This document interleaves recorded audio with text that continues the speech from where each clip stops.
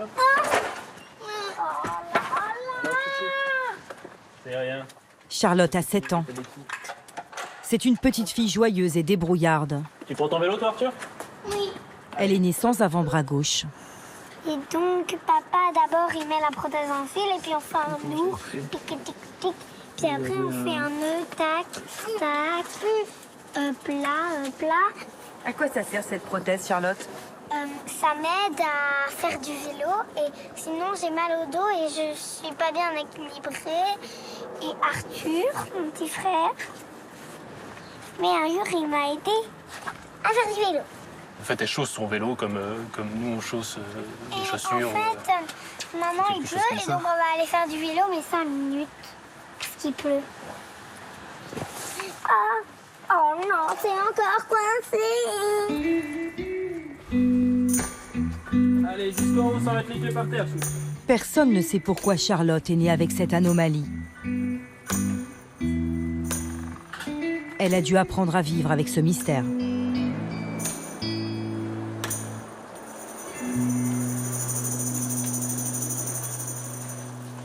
Froid ou chaud? Froid. Ah, là voilà un sac à lasso. Donc tu passes un des deux au hasard. Isabelle et Antoine, les parents de Charlotte, ont longtemps cherché des réponses. Tu passes le même trou du bouton au-dessus. Dans leur famille, il n'y a jamais eu ce type de malformation.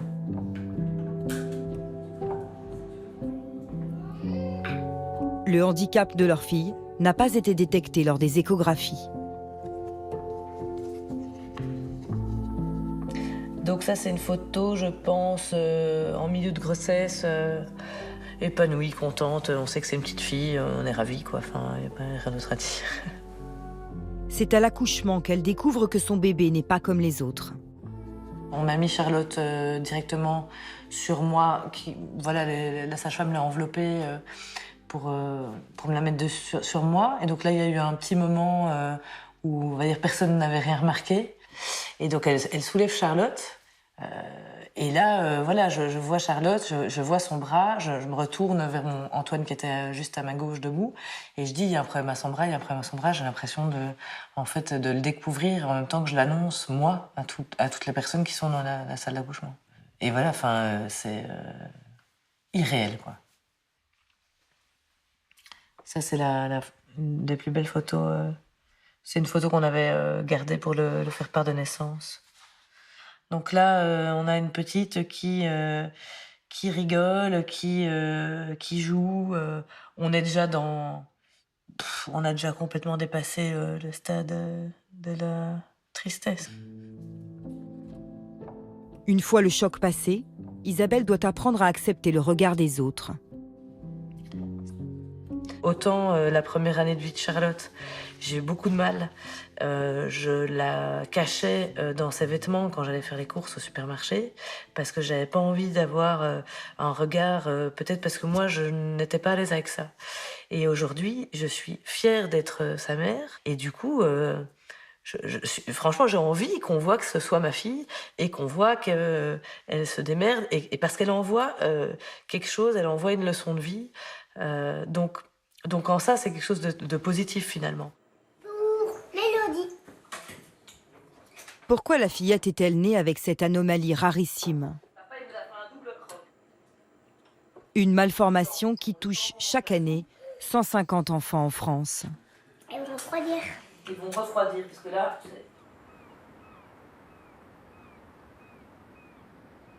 Pour tenter de comprendre, il faut revenir au tout début de l'histoire. Ici, à Guidel, en Bretagne, en 2011, quand Isabelle tombe enceinte de Charlotte. Elle vit alors dans cette petite ville de 12 000 habitants dans le golfe du Morbihan. Voici la maison qu'ils habitent à l'époque, un peu à l'extérieur de la ville. Pendant 1 an, ils pensent être les seuls à vivre ce drame. Jusqu'au jour où ils apprennent qu'une autre famille de Guidel traverse la même épreuve. Je vais faire la vaccination de Charlotte, je sais plus, elle a 8 mois, 9 mois. Et la médecin me dit, dans ma patientèle, j'ai une maman qui attend une petite fille qui a la même malformation que Charlotte. Est-ce que je peux lui donner vos coordonnées si elle souhaite vous appeler. Et donc moi, évidemment, je réponds oui. Et quand sa petite a eu 2-3 mois, elle m'a contactée pour qu'on se rencontre. C'était un chouette moment de partage. Il n'y a pas du tout eu de questions sur les causes ou sur nos points communs. C'était un peu une étrange coïncidence. À cette époque, Isabelle est loin d'imaginer ce qu'elle va découvrir. Ce ne sont pas 2, mais 4 enfants au total qui sont nés sans bras à Guidel en 18 mois, sur un rayon d'à peine 10 km. À 5 km de Charlotte, vit la petite Aliénor. Elle est née 10 mois après elle, avec le même handicap. Un peu plus au sud, Caddy, une fillette de 6 ans, n'a que 3 doigts à la main gauche. Léo, 8 ans, vit au centre-ville, toujours à Guidel.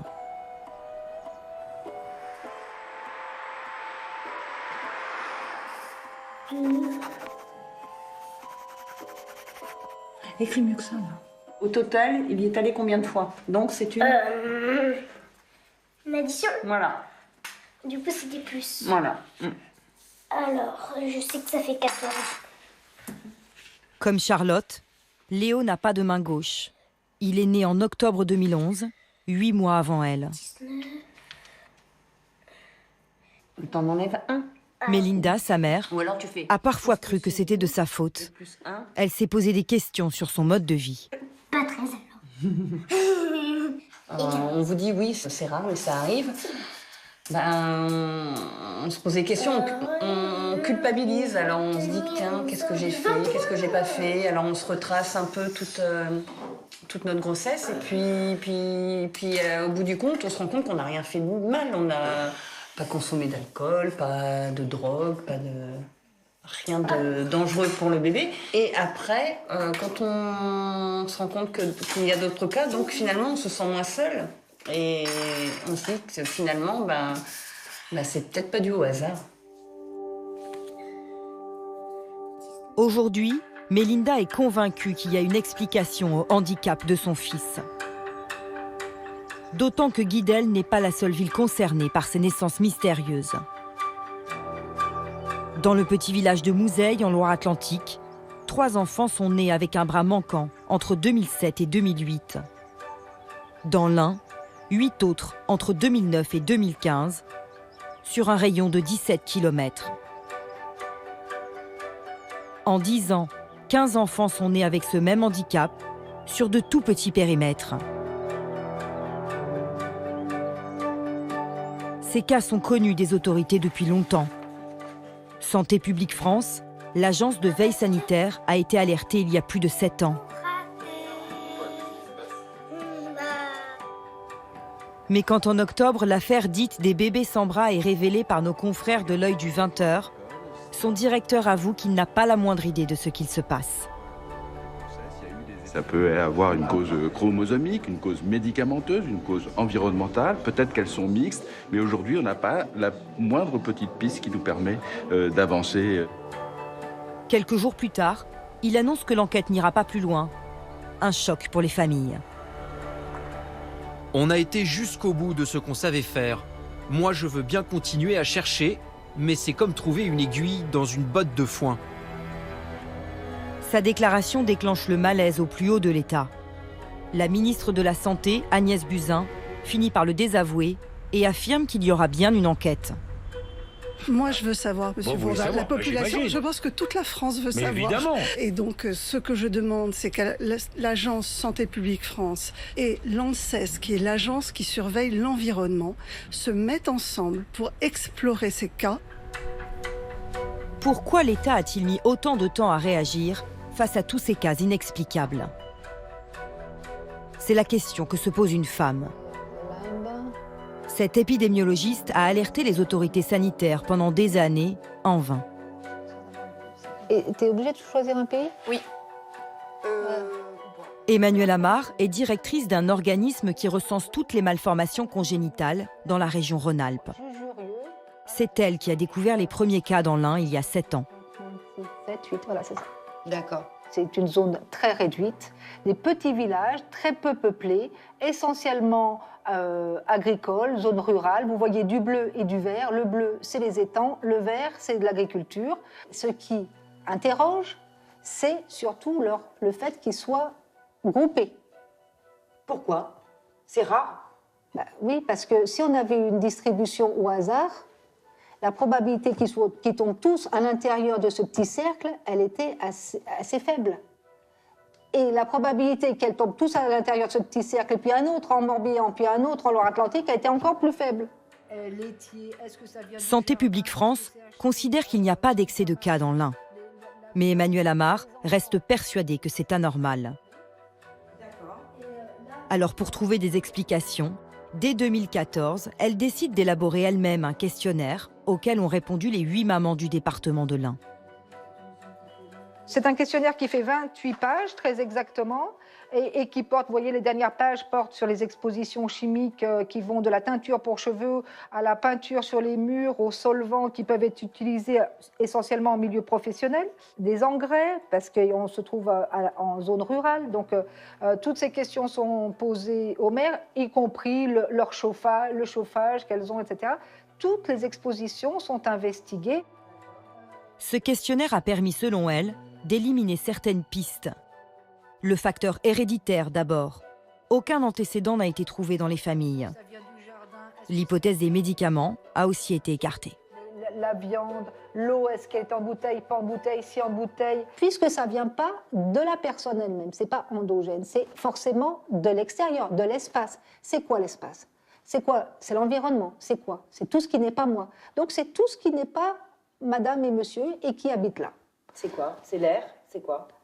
Ça peut être l'air, ça peut être l'eau, ça peut être un virus, ça peut être un produit utilisé dans cette région-là, comme qui peut avoir été utilisé aussi en Bretagne. On n'en sait rien. Ce qu'on dit simplement, il faut être humble, il faut se mettre autour d'une table et réfléchir à qu'est-ce qui pourrait avoir causé ce type de malformation. Est-ce que c'est un produit nouveau? Est-ce que c'est un cocktail de produits? On n'en sait rien.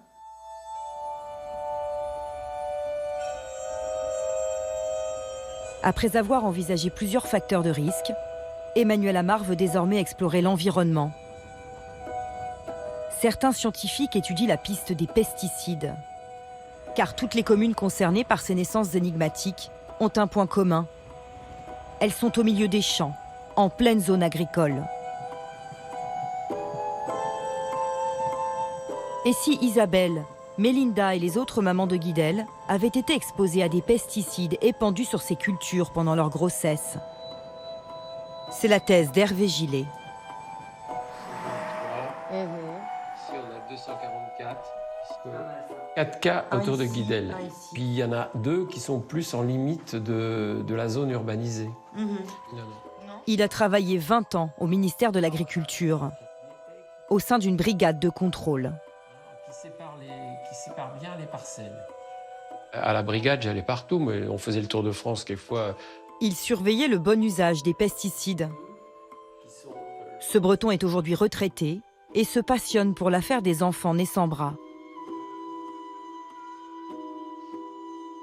Depuis quelques mois, il tente de réaliser une cartographie précise des différents types de cultures autour de Guidel et des produits chimiques qui ont été utilisés. Donc moi j'espère que les agriculteurs, ils vont comprendre ça, parce qu'on n'est pas dans du procès d'intention de l'agriculture là. C'est dépassé ça, dans cette affaire-là. On est dans une enquête sanitaire qui concerne des enfants qui ont des malformations. Mais moi j'en ai eu une aussi à la naissance. Mais je sais ce que c'est, moi, au quotidien, de vivre ça. Donc, c'est tout. Il faut que ça s'arrête. Ma seule motivation, c'est que ça ne se reproduise plus. Mais pour ça, il faut qu'on comprenne ce qui s'est passé. L'hypothèse d'Hervé Gillet est la suivante. Lors des épandages, des gouttelettes de pesticides portées par le vent auraient pollué l'air respiré par les mamans. Les scientifiques appellent ça la dérive de pulvérisation.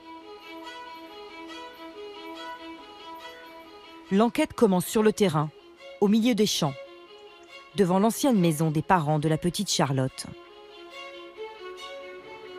La maison concernée, c'est celle-ci, là, juste ici.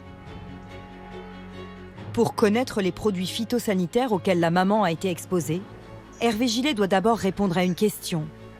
Quelle culture y avait-il autour de sa maison quand Isabelle est tombée enceinte de Charlotte? Pour le savoir, il utilise une application qui s'appelle Géoportail. Cette base de données publique recense les variétés cultivées chaque année par les agriculteurs. Il suffit d'entrer une adresse. Nous mettons celle d'Isabelle et Antoine. Ce point-là, c'est la géolocalisation de la maison. Voilà. D'accord. Et là, on va aller Nous chercher choisissons l'année 2012, celle où Isabelle était enceinte. 12. Sur l'écran, toutes les parcelles cultivées à cette époque apparaissent en couleur. Ce qui est intéressant, c'est qu'on voit des couleurs vert fluo là. Oui. Ça, c'est des parcelles qui sont cultivées en maïs. D'accord. Ici, on voit du vert beaucoup plus clair là. Ouais. D'accord. Ça, c'est une culture de céréales. Ça, la culture la plus proche, c'est du blé. Effectivement. La malformation survient au cours des 3 premiers mois de grossesse. Isabelle était enceinte dès septembre. Des céréales, non, ici en jaune. Ouais, Et enfin, je qu'est-ce vois qui du se blé. passe pour le blé en septembre, octobre, novembre? Ben, disons qu'en septembre, octobre, novembre, c'est la période déjà des semis du blé. Donc ça va être, On sème le blé? on sème le blé. Les traitements éventuels qui vont être faits sur la culture vont être surtout liés à des pucerons qui vont, entre guillemets, atterrir sur la parcelle. Cette parcelle est à 150 mètres de l'habitation. Avec le vent, une pulvérisation d'insecticides aurait-elle atteint la maison d'Isabelle? «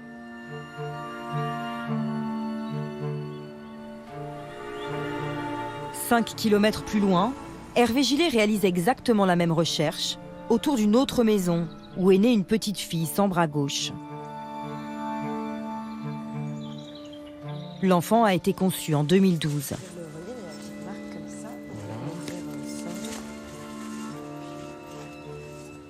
Alors, Quelles étaient les cultures en 2012? donc cette parcelle est là. C'était donc en 2012, il y avait du maïs. Donc voilà. Donc vous voyez qu'on n'est pas très très loin de la maison. On est allé à 200 mètres de la maison. C'est plutôt du blé et du maïs là qu'il y avait en 2012. Donc, ce qu'on voit, qu'est-ce qu'on peut... Les cultures sont les mêmes que celles proches de chez Isabelle, la maman de Charlotte. Mais dans ce deuxième cas, la mère est tombée enceinte en juillet. À cette période, en 2012, seule la culture du maïs était susceptible de recevoir des traitements phytosanitaires. Car le blé, on a vu qu'il y avait beaucoup de blé, était quasiment tout proche de la récolte, de même que le colza. Le colza est même récolté avant. Donc il n'y a pas d'intervention phytosanitaire sur des cultures qui sont proches de la récolte.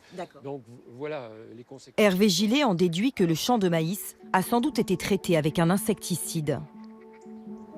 En analysant les 4 cas de Guidel, il a ensuite découvert que les années 2011 et 2012 avaient été particulièrement difficiles pour les cultures du Morbihan. Un document de la Chambre d'agriculture de Bretagne parle d'attaques d'insectes, de prolifération de champignons et de parasites. Les femmes enceintes auraient-elles été exposées à une utilisation massive de traitements chimiques sur les parcelles? Sur les céréales, pour les champignons, on était en niveau 3 en 2012. Quand on est en niveau 3, ça veut dire qu'il faut traiter. C'est clair, parce que c'est le maximum. Alors, qu'est-ce que ça veut dire, un risque 3 ? Ça veut dire déjà que les agriculteurs peuvent être amenés à faire des traitements supplémentaires dans leur culture. Donc, ça veut dire que ceux qui étaient à 1 traitement, ils vont passer à 2. Et ceux qui étaient à 2 vont passer à 3. Pour éradiquer les maladies et les insectes. Pour essayer de contenir, si vous voulez, le problème. Est-ce qu'aujourd'hui, on peut affirmer que lorsqu'il y a des pics comme ça de risques, est-ce qu'on peut affirmer qu'il y a une utilisation plus importante de pesticides? Certainement, de fongicides, c'est clair. Ça, c'est sûr. Pour connaître la quantité des pesticides utilisés à Guidel à cette époque, il faut consulter les cahiers d'épandage. Ce sont des documents que les agriculteurs remplissent à chaque fois qu'ils traitent un champ. Ils doivent inscrire la date de l'épandage, la surface épandue et surtout le nom du pesticide. Ces cahiers d'épandage sont obligatoires depuis 2005. L'agriculteur doit les fournir en cas de contrôle des autorités. Mais quand nous cherchons à les consulter pour notre enquête, nous nous heurtons à un mur de silence.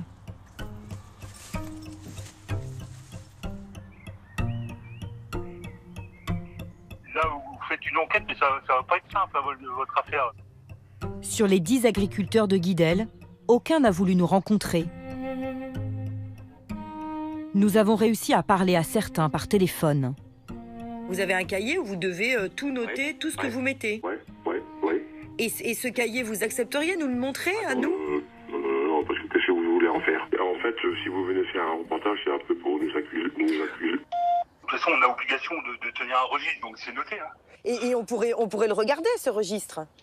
Non, moi je vous dis tout de suite, c'est niette. Hein. Je vais pas montrer ça à un journaliste. On sait très bien, on va être malmené, donc c'est même pas la peine. Si vous voulez vraiment avoir quelque chose, c'est carrément demander la coopérative. Vous demandez à la coopérative, ils ont ces papiers-là. Les agriculteurs nous renvoient vers les coopératives. Pour bien comprendre leur rôle, un schéma s'impose. En amont, il y a les fabricants de pesticides comme BASF, Dow, Bayer ou Syngenta. Ces géants de l'agrochimie vendent leurs produits à ces fameuses coopératives agricoles, des entreprises qui appartiennent à des collectifs d'agriculteurs.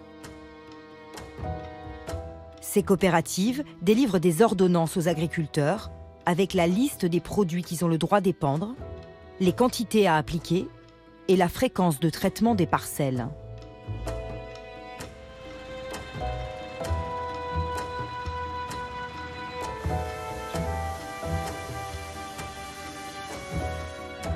Nous nous rendons au siège de l'une des plus grosses coopératives de Bretagne.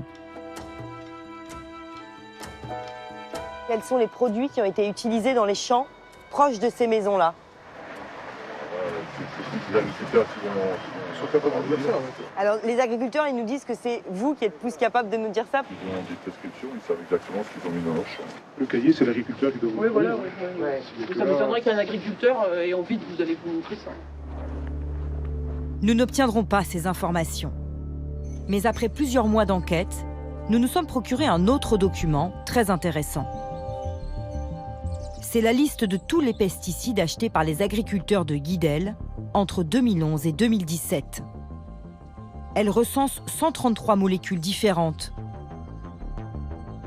Cyproconazole, spiroxamine.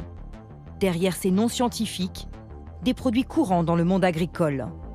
Je vous avais transmis Nous avons demandé à Hervé Gillet de nous aider à décrypter cette liste. des produits phytosanitaires. Il a identifié 21 molécules potentiellement risquées pour les femmes enceintes grâce à Agritox, la base de données référence pour les autorités sanitaires. Ces substances mettraient en danger le fœtus. Des produits qui se trouvent avec des phrases de risque du type H360, D et F, qui sont classés au plan toxicologique comme possédant des propriétés susceptibles de nuire au fœtus. Pour en tirer des conclusions... Selon Hervé Gillet, les mères auraient pu être victimes d'un effet cocktail. L'exposition à un grand nombre de produits chimiques différents. Une théorie difficile à vérifier. Car la science sait encore peu de choses sur l'interaction des molécules entre elles.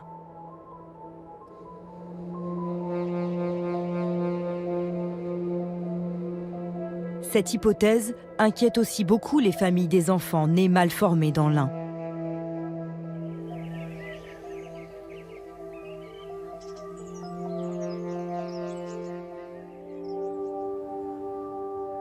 À Villars-les-Dombes, par exemple, une bourgade de 4500 habitants. C'est ici que vivait Axel Lessy quand elle attendait son fils.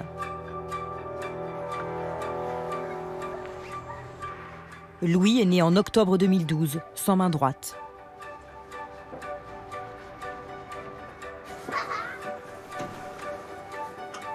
Axel nous montre l'immeuble où elle habitait pendant sa grossesse. À l'époque, c'était beaucoup moins construit. Donc c'est là, au 3e. Qu'est-ce qu'il y avait autour de vous à l'époque? Il y avait des champs, on est dans une zone rurale de toute façon, donc voilà. Il n'y avait pas des travaux, il n'y avait pas des usines autour de vous à cette époque? Non, non. Sur Villars, il n'y a pas des grosses usines, quoi. Enceinte de Louis, Axelle allait souvent se balader dans les champs juste derrière chez elle. J'allais pas vers les voitures, pas au centre-ville. J'allais principalement vers les champs. Il y avait quoi dans ces champs? Des champs de quoi? Des champs cultivables, des prés. Il y avait un tracteur qui mettait de l'engrais, oui. Et donc, ça m'a même piqué le nez. J'ai dit aux enfants, on fait demi-tour, ça me pique le nez, ça me pique les yeux, on fait demi-tour. Et je voyais bien l'agriculteur qui était avec son engin, son tracteur derrière pour semer. Enfin, il semait pas, il traitait, quoi. À Villars-les-Dombes, les terres agricoles sont à moins d'1 kilomètre du centre-ville.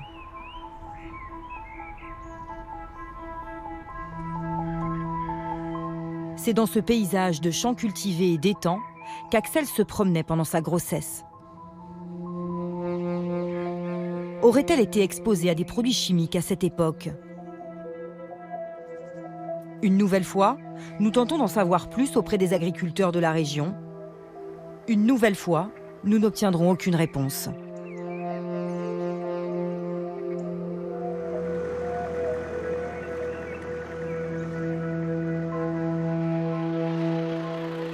Bonjour monsieur, en fait nous on fait un reportage dans la région sur, vous avez dû en entendre parler, sur l'affaire des bébés sans bras. Ah ouais, Et on s'interroge un petit peu sur les produits chimiques qui sont utilisés.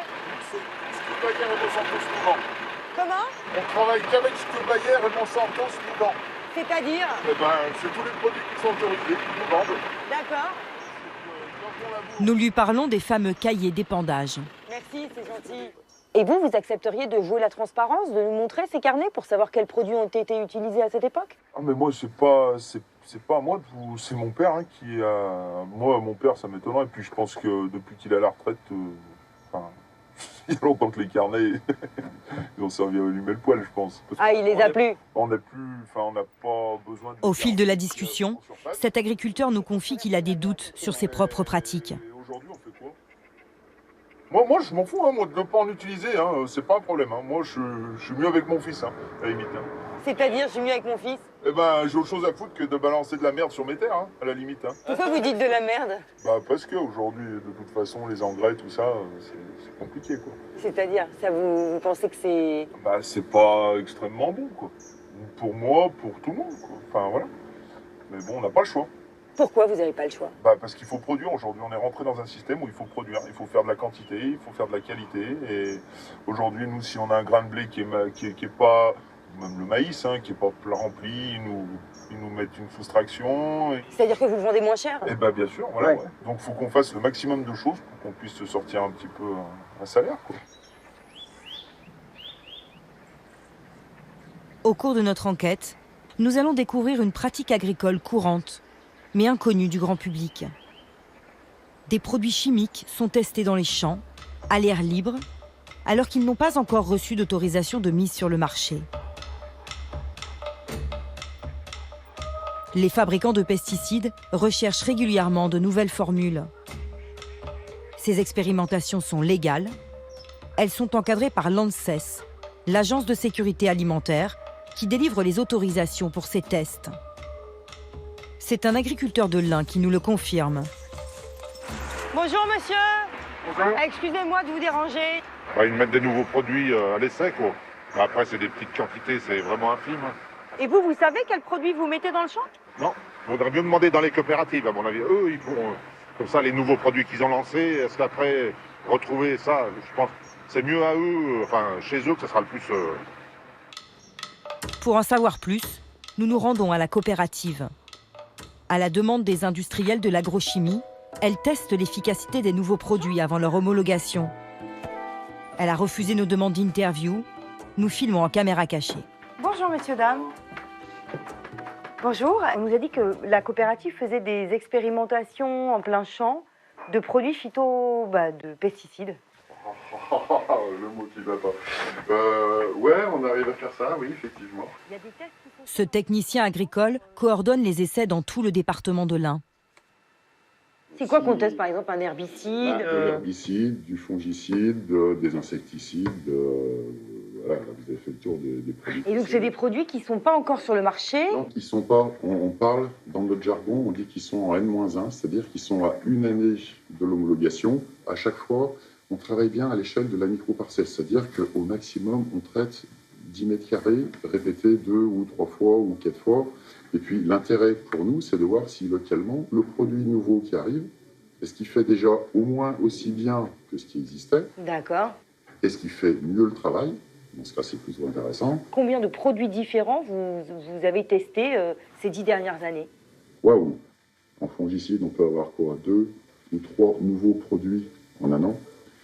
En herbicide, ils peuvent être un petit peu plus inventifs parce qu'ils retouillent un peu les matières actives, mais selon les espèces, alors 2, 3 ou 4 produits. Et vous assurez parfois la dangerosité d'un produit?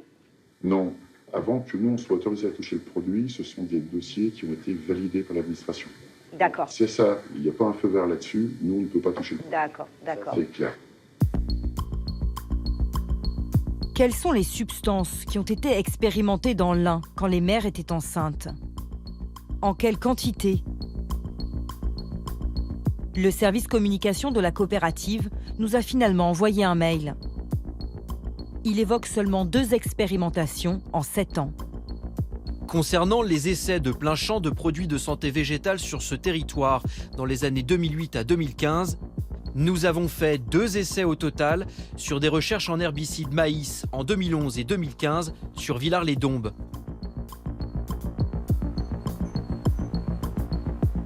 Malgré nos nombreuses relances, nous n'aurons aucun nom de molécule, aucune date précise, mais un lieu, Villars-les-Dombes. C'est là que résidait Axelle Lessy. Aurait-elle été en contact avec des produits chimiques testés à côté de chez elle?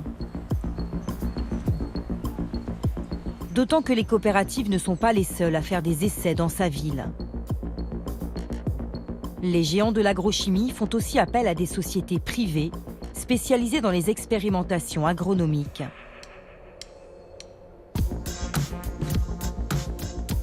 Partout en France, une quarantaine d'entreprises travaillent directement pour eux. Nous contactons l'une d'elles, une des plus grosses du secteur.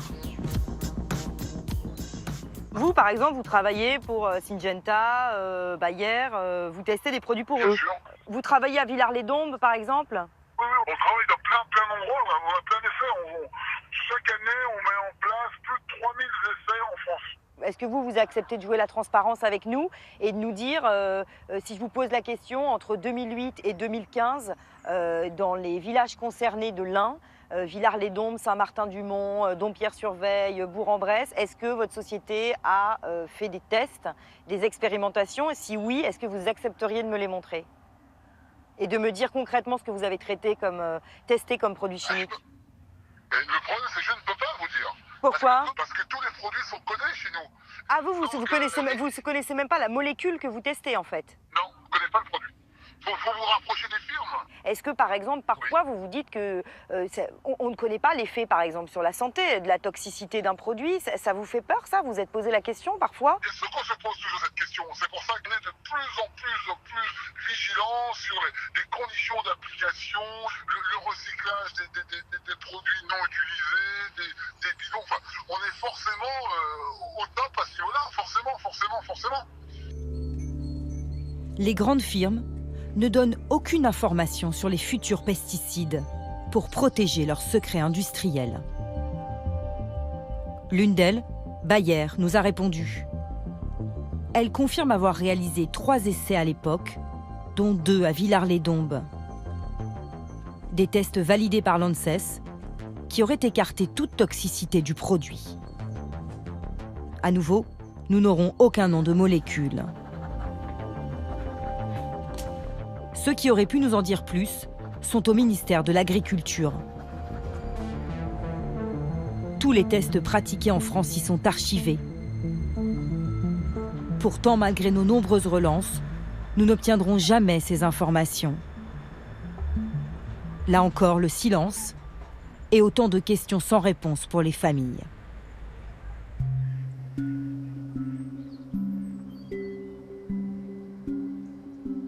Alors, face à toutes ces interrogations, les experts cherchent sans relâche. Une autre piste sérieuse est explorée, celle de l'eau. L'eau du robinet qu'ont bu toutes ces femmes pendant leur grossesse. Était-elle polluée? A-t-elle pu causer le handicap des enfants?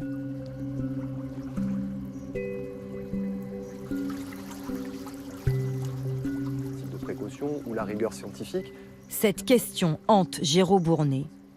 Il est ingénieur spécialiste de l'eau et étudie les différentes pollutions dans les rivières et les nappes phréatiques depuis 15 ans. Voilà, et du coup, à mon sens, c'est un des documents les plus complets. Depuis qu'il a entendu parler des cas d'enfants nés sans bras, il mène l'enquête. Il y a beaucoup de micropolluants qui existent, qu'on prenne les métaux, qu'on prenne les détergents, qu'on prenne les produits phytopharmaceutiques, les pesticides.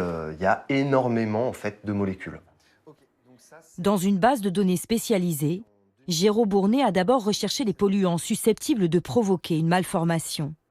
Dans le jargon scientifique, on parle d'effets tératogènes. On trouve une molécule qui a des effets tératogènes, le plomb. Et là, les effets sont décrits à faible dose. On va trouver des malformations mineures et ralentissement de la croissance et du développement psychomoteur. Il passe au crible une dizaine de molécules. En ce moment, il analyse le périmètre de l'Ain. Ce rayon de 17 km, où 8 enfants malformés sont nés en l'espace de 5 ans. Pour finir, le cadmium. Au préalable, il vérifie si toutes les villes sont alimentées par la même eau potable. Alors, Saint-Martin-du-Mont, dans l'Ain. Oui. Il cherche les différents puits d'approvisionnement. Voilà. Alors donc, sur les 8 communes qui ont été recensées, eh bien, il y a plus d'une vingtaine en fait, de puits qui sont exploités. Donc, Et qui sont jamais les mêmes. voilà, et qui ne sont pas forcément les mêmes d'une ville à l'autre. Mais là, concrètement, en fait, les mamans de ces différentes villes n'ont pas bu la même eau du robinet. Là, a priori, sur ce qu'on trouve, voilà, la question elle reste ouverte, mais a priori, l'eau peut être de provenance différente. Est-ce que pour l'instant, pour vous, c'est suffisant pour exclure la piste de l'eau? Pas forcément, puisqu'il y a encore quelque chose qui peut se passer, c'est-à-dire que ces différentes ressources en eau puissent être contaminées par un ou plusieurs polluants similaires. C'est-à-dire C'est-à-dire peut-être des pesticides qui sont utilisés sur l'ensemble du bassin où on va retrouver tous ces puits et qui du coup auraient pu contaminer la ressource. Ce sont des ressources en eau souterraines. Géraud Bournet n'en est qu'au début de ses recherches. Contaminées ou contaminables. Il lui faudra de longs mois pour retrouver toutes les analyses d'eau de la région et retracer les éventuelles pollutions de l'époque. Il y a plusieurs étapes comme ça dans le réseau. En février, il a rejoint le comité d'investigation constitué par la lanceuse d'alerte, Emmanuelle Amar. Des scientifiques et des médecins mettent en commun leur expertise pour tenter d'élucider le mystère des bébés sans bras. L'enquête, promise par la ministre de la Santé, elle, commence à peine. À Calan, un village à 20 km de Guidel, une famille vient tout juste de recevoir le questionnaire des autorités sanitaires.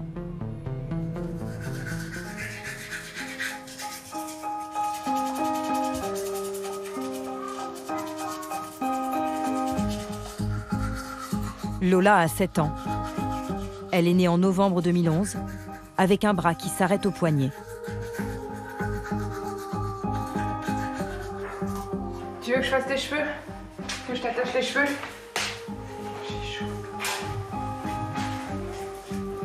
Tu cries pas, hein? La seule difficulté qu'elle a, c'est pour s'attacher les cheveux. C'est la seule chose où c'est plus compliqué pour toi pour t'attacher les cheveux. Bon, après, c'est vrai que t'as les cheveux tellement fins, ça glisse tout le temps. Même moi, déjà, je galère un peu. Ça va?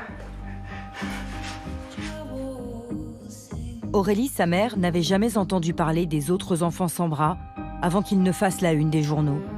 On a été étonnés, on ne s'attendait pas à ce qu'il y ait autant d'enfants. Je savais qu'il y avait des enfants, parce que quand ma fille est née, donc en novembre 2011, à la maternité, donc il y avait personnel soignant, je ne sais plus si c'était sage-femme ou infirmière, qui m'ont dit « Ah bah tiens, c'est étonnant, il y a un petit garçon qui est né avec la même malformation la semaine dernière. » Le petit garçon en question, c'est Léo qui vit au centre-ville de Guidel. Ils ont 1 semaine d'écart avec Lola. Aurélie et son mari se sont manifestés auprès des autorités sanitaires à l'automne dernier. Ils doivent maintenant répondre à 69 questions, 7 ans après la naissance de leur fille.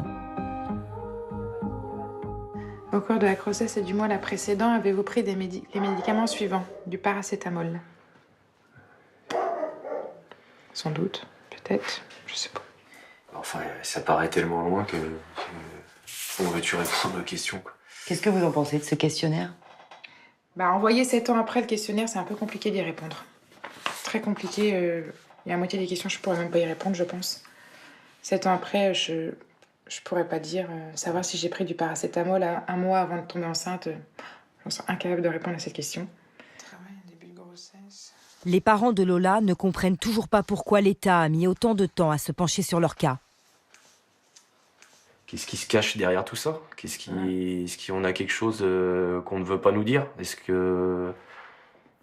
voilà, on parle, c'est peut-être un sujet délicat, mais il va falloir l'aborder quand même. Parce que quand votre enfant vient vous voir, vous pose des questions, au final, on noie le poisson en disant bah, c'est comme ça, c'est la vie. Au final, non, c'est pas la vie, c'est pas comme ça, il y a forcément quelque chose. Et Lola doit le savoir. Là, elle est jeune, mais peut-être quand elle va arriver à l'adolescence, ou même en tant que jeune maman, peut-être qu'elle va vouloir se poser des questions, savoir. Et je pense que pour elle, après, même s'il n'y a pas forcément de réponse, mais qu'elle sache qu'on s'est battu pour essayer d'avoir des réponses, qu'elle se dit, bah, ils n'ont pas laissé tomber et bah, ils ont été là et ils ont tout fait pour essayer de comprendre pourquoi j'étais comme ça. Je dis que même pour elle, pour plus tard, dans sa vie d'adulte, il faut qu'on le fasse, quoi. Le combat des familles durera sans doute plusieurs années. La question, c'est est-ce que pour vélo et danse, on fait un... Isabelle, Mélinda et les autres parents attendent avec impatience les premiers résultats de l'enquête publique. L'État a promis de rendre ses conclusions à la fin du mois de juin.